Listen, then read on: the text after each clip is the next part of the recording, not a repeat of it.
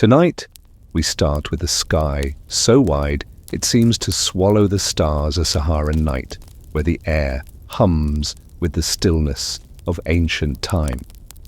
You are walking across sands that have witnessed centuries' grains slipping underfoot as if whispering secrets from thousands of years ago.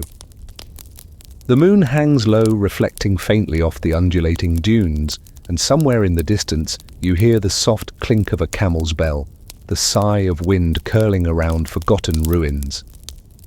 This is Niger, long before anyone dared to draw straight lines across its deserts on a European map. Before we begin, if this little corner of calm has brought you any comfort, feel free to like the video and subscribe only if it feels genuine to you. No pressure. I'd also love to hear from you. Just drop a comment with where you're listening from and what time it is. It's always special to know we're all quietly gathered here from different corners of the world, like a family, scattered but still connected. All right, now go ahead and dim the lights. Maybe turn on a fan or a soft hum in the background, something that feels like home. Nestle in, get cozy, and let's ease into tonight's story together. You travel back to a time when this land was a crossroads, a stage for great cultures, long before colonial empires claimed ownership. The Hausa city-states rise in the distance, their markets alive with color, the air scented with spices and the faint smoke of cooking fires. Traders speak in a symphony of languages, Hausa Kanuri Tamashek, while camels kneel patiently under the weight of salt gold and stories carried from across the Sahara. You follow one caravan, its leader, humming an old tune, and realize these routes are not just for goods but for ideas, for faiths, for alliances. Islam travels here on the back of these journeys, settling into hearts and shaping towns with mosques that catch the sunlight like small jewels. Further west, the great Songhai Empire casts its shadow, and you step into the bustling streets of Gao, where scribes copy texts by lantern-light scholars debate in cool courtyards, and the Niger River flows with the rhythm of life. You watch fishermen pulling their nets, children splashing at the edges, and wonder how a river can hold so many histories in its current. Historians still argue whether Songhai's influence truly transformed the whole region, or whether local traditions always held the upper hand, but here, under the open sky, it feels like both worlds dance together.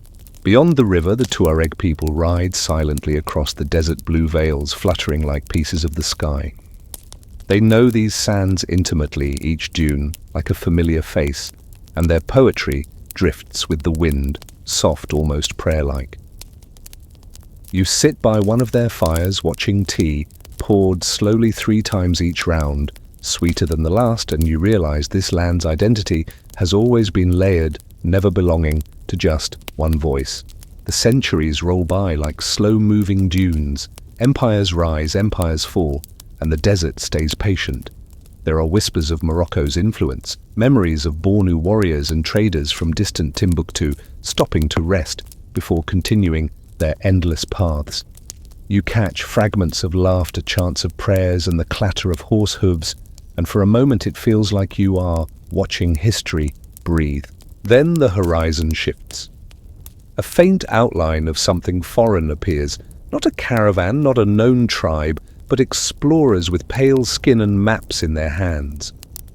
They squint against the sun, sketching rivers they barely understand, naming places they have just learned to pronounce. The desert watches silently indifferent, but you feel a change coming as inevitable as the night. It is easy, lying here under the stars, to forget that boundaries were ever imagined. The land does not care about lines on paper. It remembers only footsteps, songs, and the gentle press of time. Yet you sense in this stillness the stirring of a future where those lines will matter all too much, where foreign flags will wave in winds that never asked for them. You close your eyes for a moment and listen. Really, listen to the sounds around you, the distant cry of a desert fox, the crackle of a dying fire, and the heartbeat of a land that has endured everything. Tonight, you rest among ancient voices that will soon meet a storm. The stars blink down as if to say, hold on, the story is just beginning. You wake to the low rumble of drums, but they are not from a festival or a caravan's approach. They are the kind of drums that announce new power, new rules, and an unfamiliar presence creeping steadily closer. The year is the late 19th century, and you stand at the edge of the Niger River, watching ripples distort the reflection of something foreign. Steamboats, their engines puffing smoke that clouds the dawn. French soldiers disembark with stiff uniforms and stiffer attitudes, their boots sinking awkwardly into the sandy soil as if the land itself hesitates to hold them. They carry rifles, flags, and a strange sense of entitlement, moving with the confidence of men who have been told the world is theirs to carve. You follow them upstream where small trading posts bloom into forts almost overnight, wooden palisades giving way to stone walls that stare blankly across the plains. Local leaders are summoned to meet these newcomers, and the air between them is tense, thick with unspoken calculations. Some chiefs offer handshakes, thinking alliances might shield their people. Others resist, only to find the French response quick and merciless. You watch as treaties are signed under duress, ink flowing like a quiet river, while the voices of those truly affected are barely heard. Historians still argue whether these agreements were ever legitimate or merely tools of coercion dressed up as diplomacy, but on this day, the outcome feels clear, a slow tightening of control. The French mapmakers arrive drawing lines that slice through villages, splitting tribes across invisible borders. You feel the absurdity of it. How can ink divide families who share wells, markets, and stories? Yet the lines stick, enforced by soldiers and administrators who rename towns and impose rules that nobody asked for. Taxes sprout like weeds, payable not in goods but in coins that villagers must earn through backbreaking labor on roads and railways that benefit the colonizers more than the locals. One evening you walk through a settlement where elders sit in silence, their faces lit by a fire that crackles like their suppressed anger.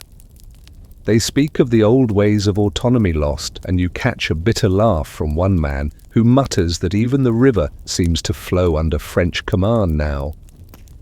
Children listen quietly, eyes wide, learning that something precious has been stolen: freedom, dignity, the right to decide their own lives. Meanwhile, missionaries build schools teaching reading and writing, but also foreign prayers, foreign loyalties. Some parents are wary, fearing the loss of traditions. Others see opportunity in the new skills their children bring home. You watch a boy trace letters in the sand by moonlight, whispering them under his breath like spells. Perhaps he does not yet know that these lessons can be double-edged. They may tie him to the colonizer's system, but they may also arm him with the tools to one day challenge it. You pass through markets where French traders haggle with locals over peanuts and cattle, exporting wealth while leaving little behind. The smell of roasting groundnuts mixes with the metallic scent of guns carried openly by soldiers who patrol with casual arrogance. Every so often you see a quiet act of defiance, a trader hiding goods, a woman singing an old song loudly as if daring the world to silence her.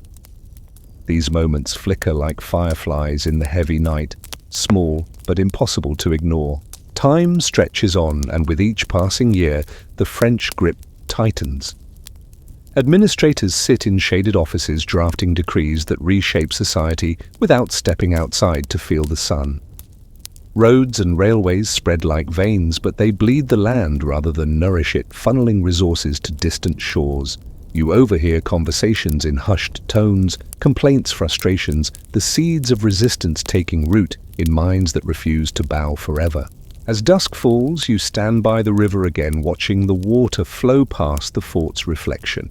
The same river that carried empires of old now carries the weight of foreign ambition, yet it does not stop.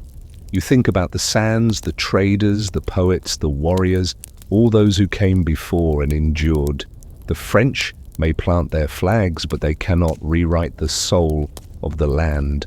The night deepens, and the stars return stubbornly shining over a Niger that remembers its past.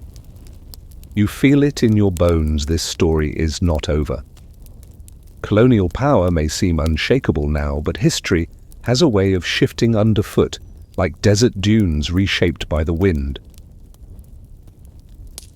The morning air is cooler than you expect, crisp against your skin as you walk through fields where farmers bend low hands, rough from work that never ends. The soil is dry, cracked in places, and you hear a woman murmur that even the earth seems tired under the French tax collectors. This is the time when the colonial system begins to show its sharpest teeth.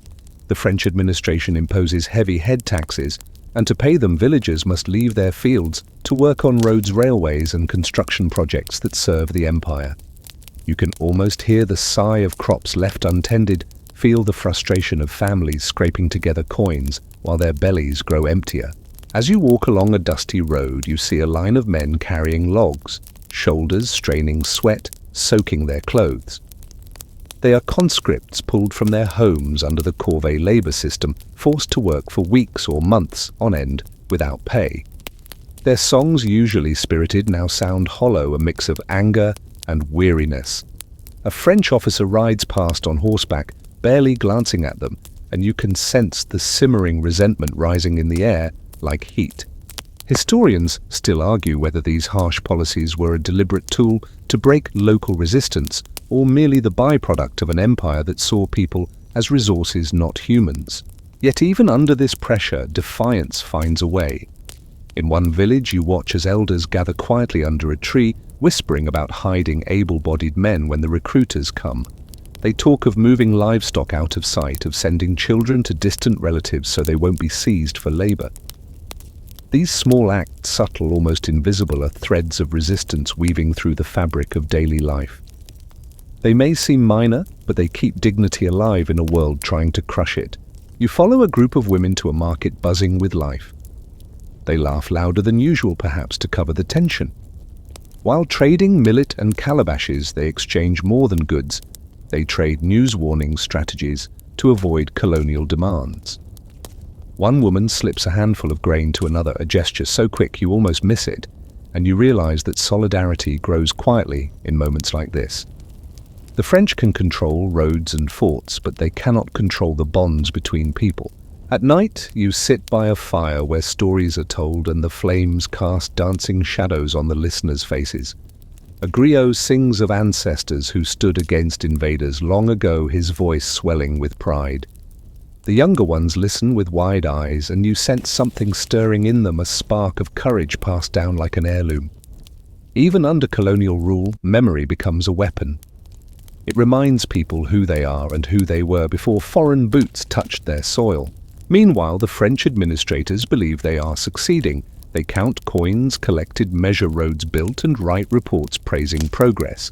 You peek into their offices, paper stacks everywhere, maps with neat lines drawn by men who never feel the sunburn of the Sahel. To them, the land is numbers and resources. To the people living it, the land is home, and home is not so easily tamed. The years pass, and the weight of forced labor continues to press down, but something begins to shift. The very policies meant to control end up planting seeds of resistance. Young men returning from labor camps bring back stories, some of cruelty, others of shared grievances with workers from far-off villages. They realize they are not alone. The same suffering connects them, and from that connection comes a shared resolve. You notice the French soldiers becoming more cautious. They patrol more often, their eyes scanning the horizon as if expecting trouble. Perhaps they sense the undercurrent of rebellion, the way the land hums with quiet defiance. A rumor spreads of a protest, crushed in one region, but instead of silencing people, it hardens their resolve. Every punishment breeds new determination. As the sun sets, you watch the sky bleed into shades of orange and purple. Somewhere in the distance, drums begin to beat, not for the colonizers, but for a village ceremony. The rhythm is slow, steady like a heartbeat refusing to stop. You lie back, letting the stars creep out one by one, and think about how resistance often begins not with battles, but with the simple act of saying no in the smallest ways. Tomorrow the colonizers will still be here, demanding taxes, demanding labor. But tonight, around the fires and under the stars, the people of Niger remind themselves and you that they have not given up. The land whispers back to them, promising that no rule lasts forever. The sun climbs slow and golden, warming the roofs of small villages where children run barefoot, their laughter carrying across open fields. You follow them to a modest building made of mud bricks and thatched roofs, one of the mission schools that have begun to dot the landscape under colonial rule. Inside, the air smells of chalk and wood, and a French priest drones on about grammar and arithmetic. The students repeat phrases in French, some stumbling, some secretly smiling at each other when the teacher's back is turned. You realize this room is more than just a place for learning. It is a place where two worlds collide. Mission schools are a strange paradox. They are tools of colonial control, teaching obedience alongside the alphabet, loyalty alongside the ability to read colonial decrees. Yet they also give students something powerful, the key to literacy, to understanding the very structures that oppress them. You watch a boy carefully form letters on his slate, and he looks up with a spark in his eyes. Maybe he doesn't know it yet, but that spark is dangerous to any system built on ignorance. Outside, in the shade of a tree, older men mutter about the changes creeping in. They worry that the youth, learning foreign ways, will forget the old customs. They shake their heads at the songs sung in French and the prayers recited from books instead of memory. But others argue softly that knowledge is a weapon, and this new generation may use it differently than the colonizers intended. Historians still argue whether these schools were more successful in eroding local traditions or in creating the very leaders who would later demand independence. But watching these children, you suspect the latter. You continue your walk and pass another kind of school, not run by missionaries, but by local communities themselves. Here, lessons are mixed French words alongside Hausa proverbs, arithmetic alongside history told in griot chants. The teacher smiles, often guiding students through both worlds as if weaving a fabric that cannot be torn apart. You sit and listen, realizing how resilience adapts, taking what is useful from the colonizers without losing the heartbeat of tradition. Meanwhile, whispers of change spread beyond the classrooms. Educated youths gather in small groups after lessons, their conversations hushed but animated. They speak of new ideas they've read about rights, equality, self-determination. One mentions the independence of neighboring Ghana, and suddenly the thought doesn't seem so impossible. Their voices grow louder when no one is listening, and you feel the energy building like storm clouds forming quietly over the horizon. The French sense this shift too. They open more schools but tighten control, wary of what education might unleash. They try to steer the curriculum, emphasizing loyalty to France, celebrating colonial achievements. Yet you notice that even the songs meant to praise the colonizers are sung with a certain flatness, as if the words are recited but not believed. Beneath the surface, students begin to see through the thin paint of propaganda. In the evenings, families gather by fires and the youth share what they have learned. They teach their parents how to write names, how to read signs posted by administrators. The elders nod, slowly impressed, but cautious. They tell stories in return, reminding the young ones who they are and where they come from. It is here, in these exchanges, that the seeds of a future revolution take root, not in the streets just yet, but in the minds of those who listen and dream. You walk further to a dusty town where a small printing press rattles noisily. Pamphlets spill out, some in French, some in local languages, discussing politics, questioning policies, sharing news of protests from other colonies. The authorities confiscate many, but they cannot catch them all. You watch a teenager slip one into his pocket, his eyes scanning the street nervously, and you know that words are traveling faster than the colonizers can chase them. As the day ends, you find yourself by the Niger River once more. Students sit along the bank, laughing, reading books under fading sunlight. Their voices carry across the water, mixing with the calls of birds returning to their nests. You lean back and watch the sky deepen into twilight, feeling that something is changing.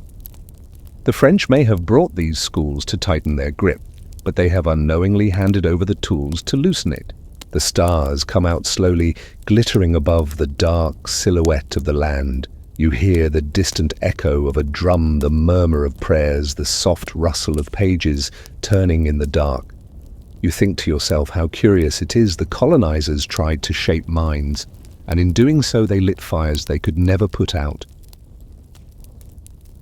You open your eyes to the rumble of distant boots, not the colonial patrols you have come to expect, but the heavy tread of soldiers returning from far-off battlefields. It is the 1940s now, and World War II casts its long shadow even over the dry plains of Niger. French West Africa, of which Niger is a part, has been drawn into a conflict that is not its own, yet its people pay the price. You see young men leaving villages conscripted to fight under the French flag in places they cannot even imagine North Africa, Europe beyond. Their mothers watch them go with proud but worried eyes, clutching small amulets for protection. You follow them in your mind's eye to the battlefields of France, where the cold bites harder than any desert wind. These Nigerian soldiers, the tirailleurs sénégalais, fight bravely alongside other African regiments, wearing uniforms that do not quite fit, carrying rifles that feel both foreign and familiar. They see cities bombed to rubble, hear the screams of war, and learn that even Europe is not invincible. The French commanders may call them subjects, but these men bleed the same as any soldier, and in their hearts something shifts. They begin to question why they risk their lives for a country that denies them basic rights at home. When the war ends, many do not return the same. They come back with stories of European weakness, of promises made and broken, of ideas about liberty and equality that seem to apply to everyone except them. Around fires at night, they tell the younger men what they saw: the French defeated, then rescued, the Germans humbled, the Americans with their talk of freedom. The village listens silent but stirred, realizing that the colonial master is not as untouchable as he pretends. Historians still argue whether World War II truly planted the seeds of independence or merely accelerated what was inevitable, but here in these quiet gatherings, you can almost feel the soil being turned. You notice too that the soldiers bring back more than stories. They bring new ways of thinking, small trinkets from Europe, and sometimes even new languages picked up in the trenches. They walk with a different posture, no longer quite so submissive. When a French officer barks an order, there is now a pause, small but noticeable, before obedience follows. That pause is dangerous because in it lies the thought, why should we obey at all? Meanwhile, the world is changing fast. Across Africa, whispers of independence spread like wildfire. You hear news of uprisings, protests, negotiations in other colonies. Ghana edges toward freedom, and suddenly what once seemed like a dream begins to feel like a possibility. Students in Niger read about nationalist movements, workers talk in hushed voices about strikes in neighboring lands, and political activists begin to step out of the shadows. The French try to reassert control, offering small reforms hoping to keep unrest at bay. They promise more representation, better conditions, a seat at the table, but only on their terms. Yet the taste of war has changed people. They have seen Europe crumble, seen colonizers bleed, and they know the empire is not as eternal as it pretends to be. The promises sound hollow now, like an old drum with a torn skin. One evening you sit in a crowded market where returning veterans gather. They wear fragments of their uniforms, medals pinned proudly to their chests, though some have been denied the pensions they were promised. A man with a cane, limping from an old injury, tells a crowd how he fought for France, only to be treated as less than human when he returned. The listeners nod, anger simmering just below the surface. The veterans become respected voices in their communities, living proof that sacrifice for the colonizer earns nothing but more chains. You drift along the Niger River, the same river that carried salt and gold centuries ago, now reflecting a new current of restless hearts, of ideas swirling like eddies under the calm surface. The French forts still stand, the tricolour still flutters, but the people have begun to see cracks in the walls.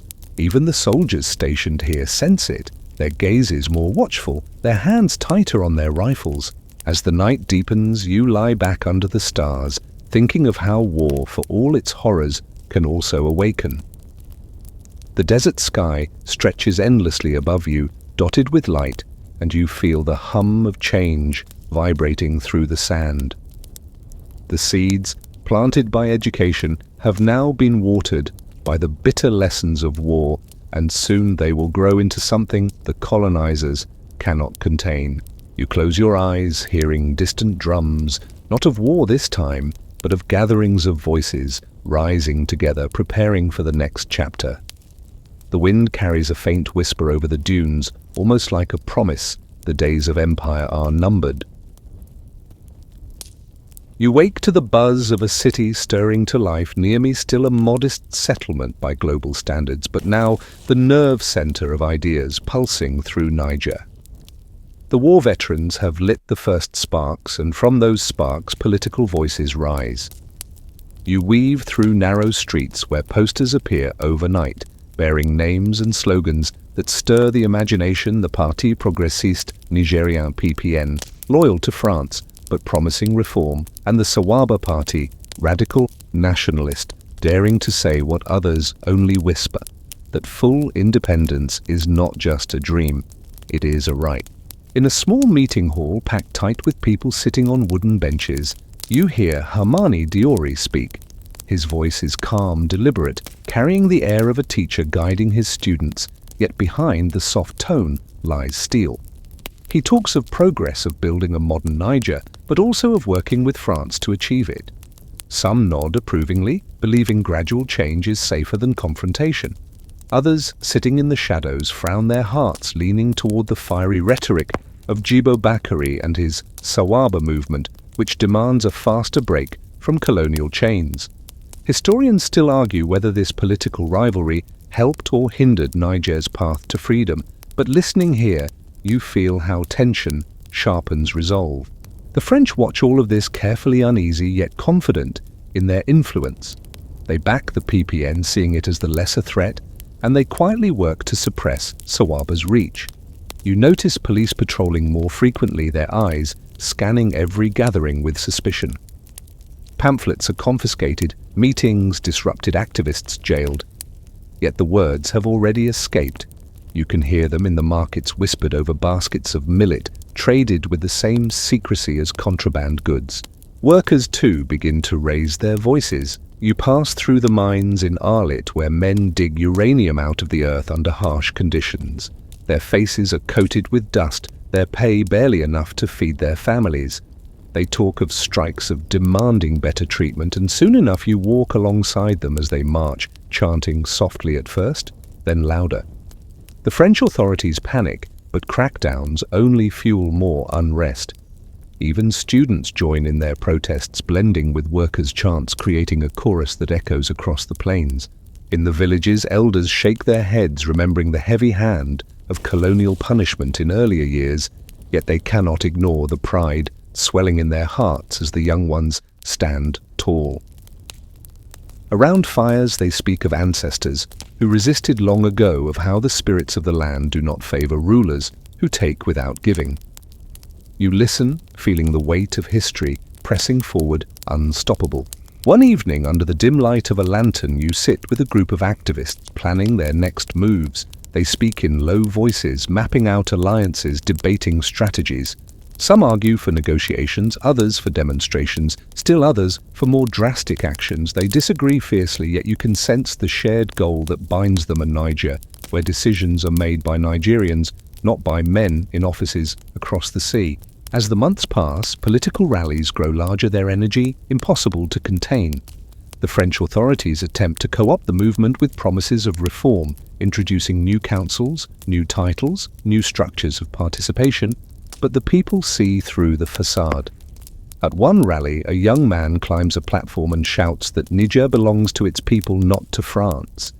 The crowd roars, the sound rolling like thunder through the streets, and for a moment you swear even the soldiers hesitate before lifting their rifles. Still, fear lingers. Arrests continue, newspapers are censored, and rumors swirl about the fate of those who speak too boldly. Yet every act of repression only deepens the determination of those fighting for freedom. You see graffiti appear on walls, messages scratched into wood and stone, small symbols of defiance left in places where no one expects them. They glow in the moonlight like tiny stars guiding the way.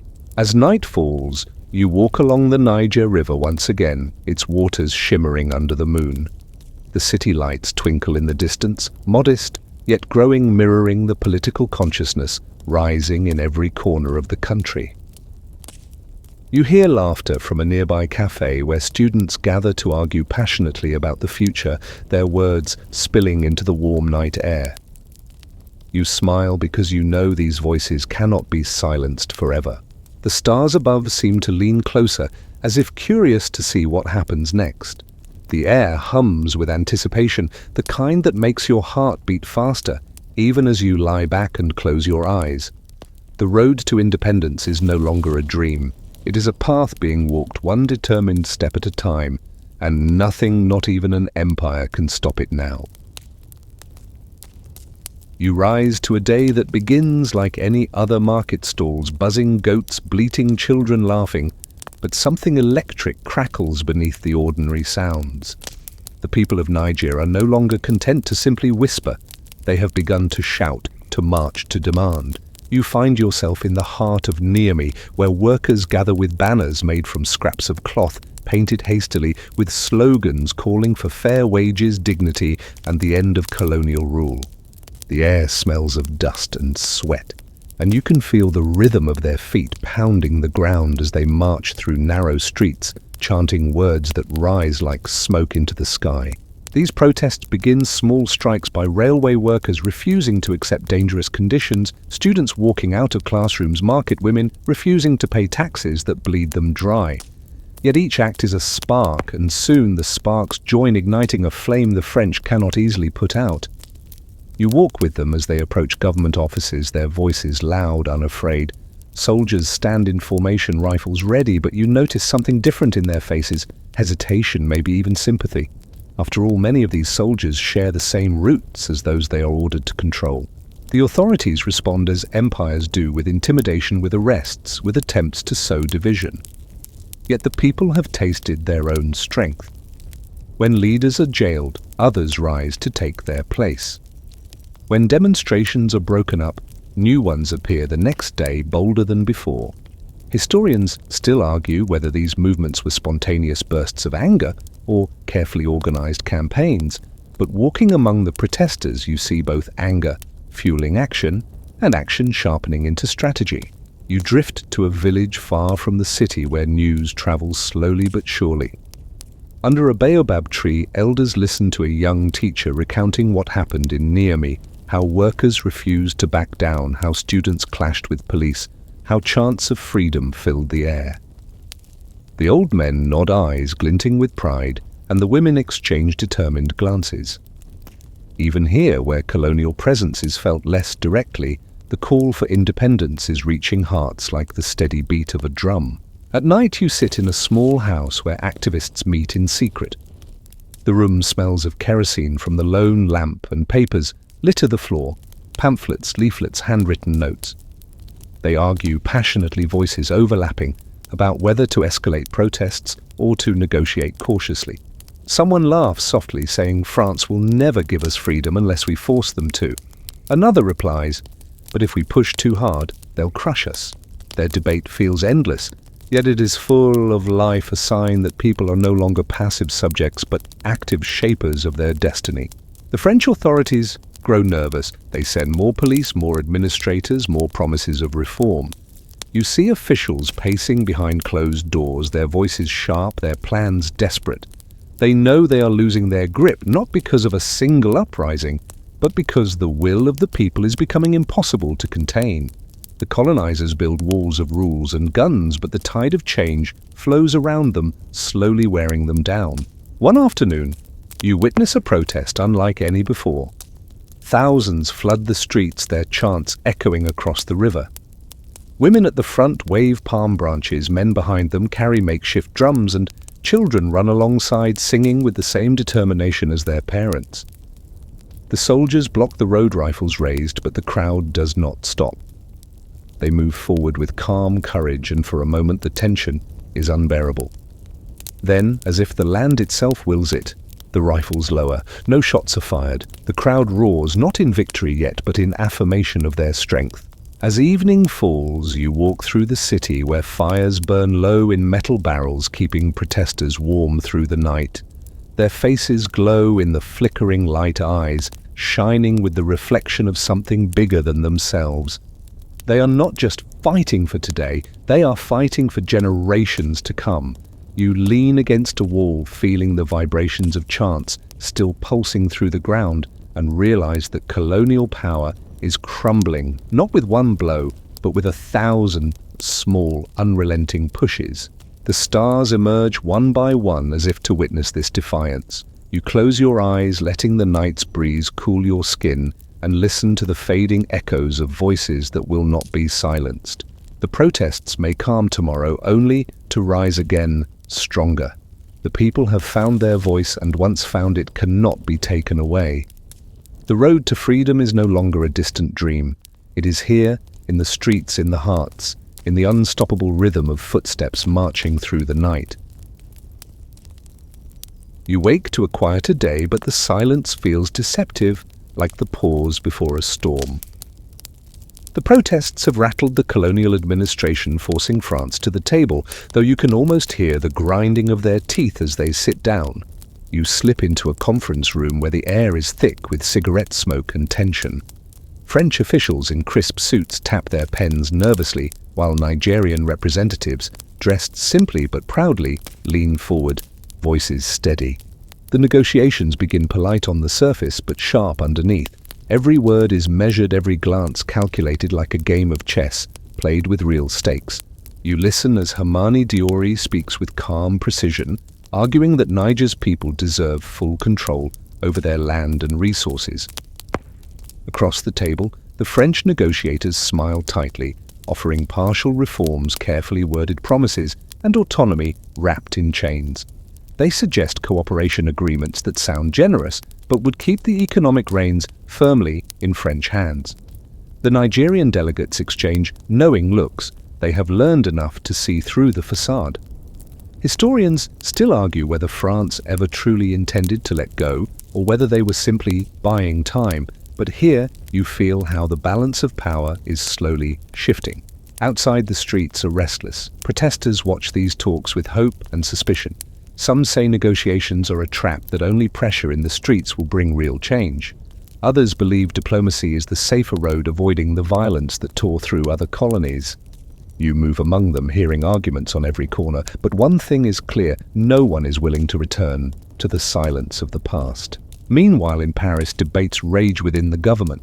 Some officials want to cling tightly to the colonies, fearing the loss of prestige and resources. Others argue that independence is inevitable and it's better to control the process than to resist it. The memory of Algeria's bloody war hangs over these conversations like a ghost, whispering warnings. The French weigh their options, calculating what they can keep and what they must let go. The Sawaba party grows louder, demanding immediate independence without conditions. Jibo Bakari addresses crowds with fiery speeches, his words cutting through the air like a blade. His voice trembles with passion as he tells the people they deserve freedom, now not in some distant, negotiated future. You see the crowd surge with emotion, fists raised, chants shaking the ground. Yet the French, wary of his influence, begin to move against Sawaba, banning rallies, harassing its members, and quietly backing Diori's more moderate approach. Behind closed doors, agreements are drafted and redrafted. The French push for defense pacts for economic ties that will keep Niger dependent even after independence. The Nigerian negotiators push back, unwilling to trade one set of chains for another. You watch as the talks stretch late into the night, fatigue etched on every face, but resolve burning steadily. At one point, a young delegate leans forward and says, almost in a whisper, "We are not asking anymore, we are telling you." The room falls silent, and in that silence the truth settles: colonial rule is ending whether France likes it or not. Still, the French are not ready to leave entirely. They begin offering concessions, more self-governance, local control over administration, promises of eventual independence. You can feel the shift in the air. These are not victories yet, but they are cracks in the wall. The protesters outside sense it too. They chant louder, lighting small fires in the streets, the flames reflecting in their eyes. The colonial police stand back, perhaps realizing they are standing on the wrong side of history. The negotiations continue for weeks, each session chipping away at the old order. You wander through the city at night, past murals hastily painted on walls, slogans demanding freedom in bold strokes. The stars above seem brighter than ever, as if the sky itself is watching with anticipation. You sit by the river again, its surface shimmering under the moon, and you feel the current pulling you forward towards something inevitable. When the final agreements are closed, the French negotiators walk out of the room looking pale, their papers signed, but their pride wounded. The Nigerian delegates emerge to cheers, their faces calm, but glowing with victory. It is not full independence yet, but it is the beginning of the end. The road ahead will still be steep, full of traps and compromises, but the direction is clear. As the night deepens, you hear distant singing, soft, hopeful, almost like a lullaby. It drifts through the streets, through the fields, through every corner of Niger, carrying a promise that freedom is near. You close your eyes, letting the song wrap around you, and smile. The storm is no longer on the horizon. It is here, reshaping everything it touches. You wake to the smell of dust and distant drums, and when you open your eyes, the dawn of August 3rd, 1960, glows soft and golden over near me.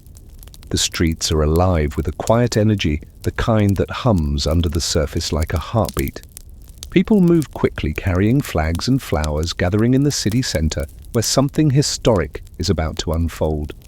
You join them, weaving through the crowd, feeling the warmth of bodies pressed close, hearing the low murmur of anticipation rising like a tide. The colonial buildings, usually so imposing, now seem to shrink in the face of what is coming. Soldiers stand at attention, their uniforms neat, rifles gleaming in the sun, but their faces are different today, relaxed, almost proud. French officials pace stiffly near the edges, their expressions unreadable as they prepare to lower the tricolour flag for the last time. You take in the smell of fresh paint, the bright banners hung from balconies, the sound of women ululating in joy, their voices slicing through the morning air. When the crowd parts, Hermani Diori steps forward. Calm, composed, his posture is straight, his eyes steady. He wears a flowing white bubu that catches the light with every movement, and in his hand he holds a small piece of paper. Around you, the crowd falls silent, thousands holding their breath. You can almost hear the wind rustle the leaves as he begins to speak. His voice is not loud, but it carries weaving through the people like a thread binding them together. He talks of the long journey of sacrifices made of the strength of Niger's people. He thanks France diplomatically, but the pride in his tone belongs only to Niger. The French flag begins to descend, its colors fading in the morning sun, and a hush falls so deep it seems the earth itself pauses to listen. You feel a lump rise in your throat as the Nigerian flag, green, white, orange, with the sun disk in the center, unfurls and rises slowly, steadily, proudly. The crowd erupts, cheers crashing like waves against the walls, drums pounding, voices singing. You feel goosebumps ripple across your skin because this is the moment Niger is free.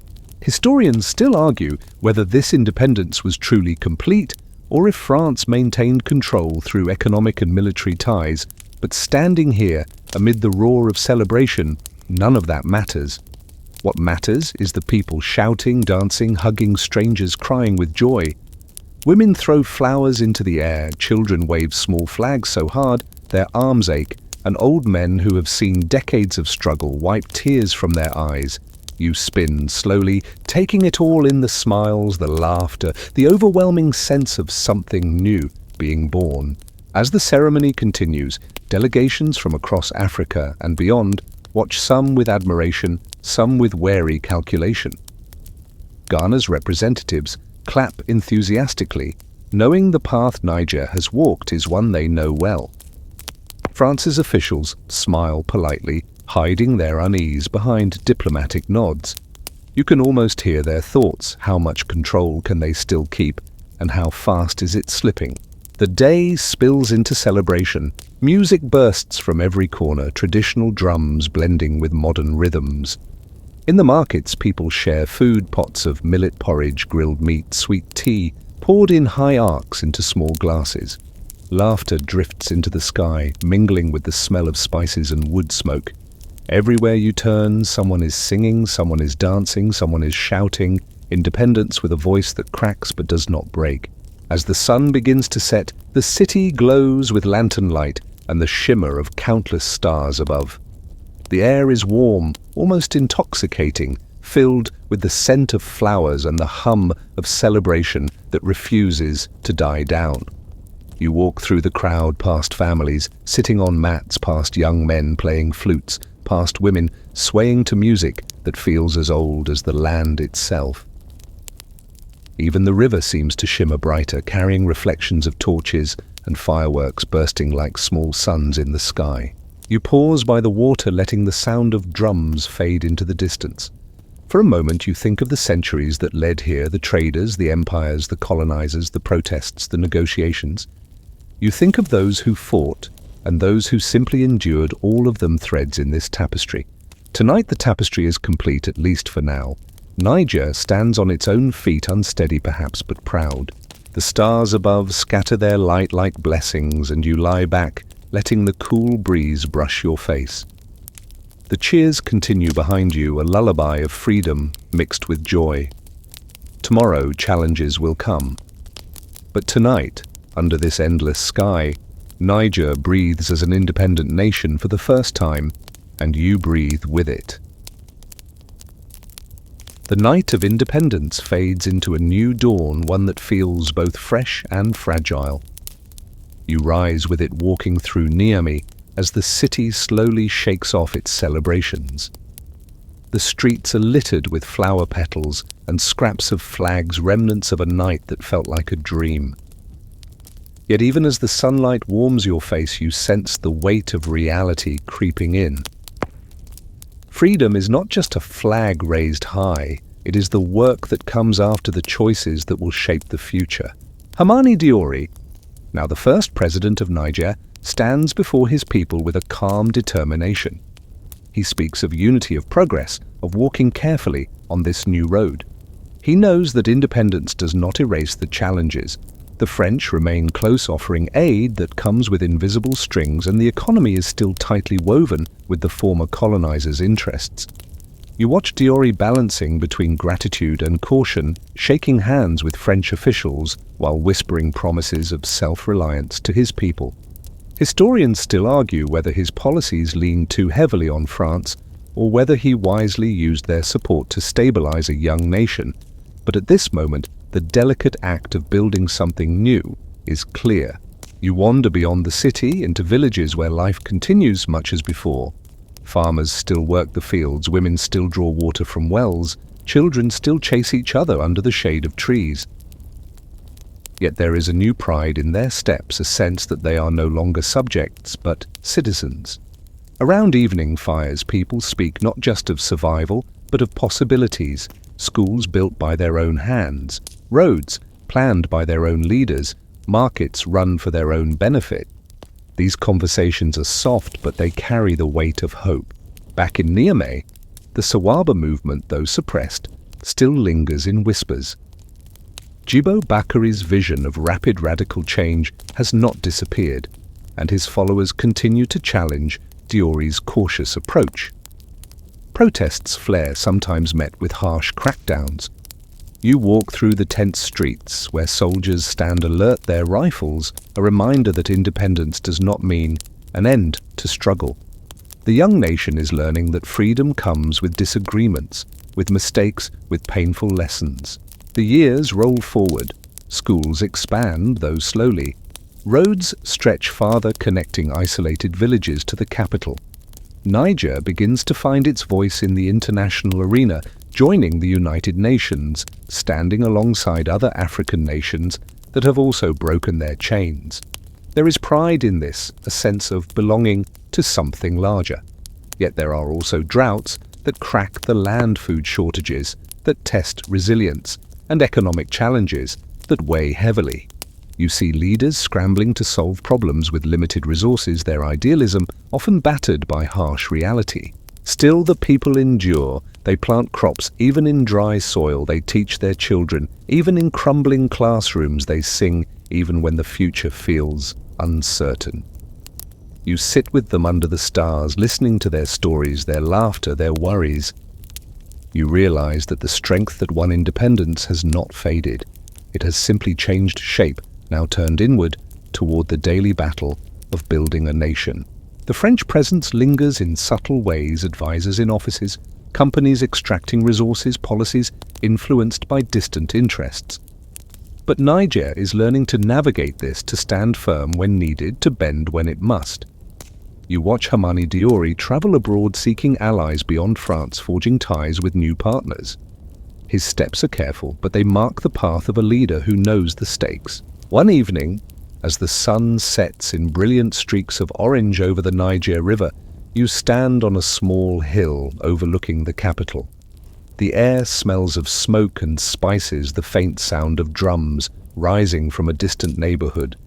The city glows in the twilight, modest but alive, a testament to what has been achieved and what still lies ahead. You think of how far this land has come from the caravans of ancient times to the chains of colonial rule, from protests in dusty streets to the jubilant raising of a new flag.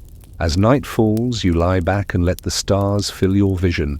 They have watched all of this, the rise and fall of empires, the march of colonizers, the roar of independence. They twinkle silently as if to remind you that history is a long story and this chapter is still being written. The drums fade into a softer rhythm and the city below quiets. You close your eyes, feeling the cool breeze brush your skin, carrying with it the scent of the river and the distant laughter of children who will inherit this land. Whatever trials await, Niger has claimed its place in the world, and nothing can erase that. The night deepens, and with it, the story slows like the river, easing into calm waters after a long journey. You take a deep breath, letting the cool air fill your lungs, and you feel the tension of the past 10 sections melt away. The drums that once pounded with protest and celebration now fade into a soft, steady beat, as if they too are ready to rest.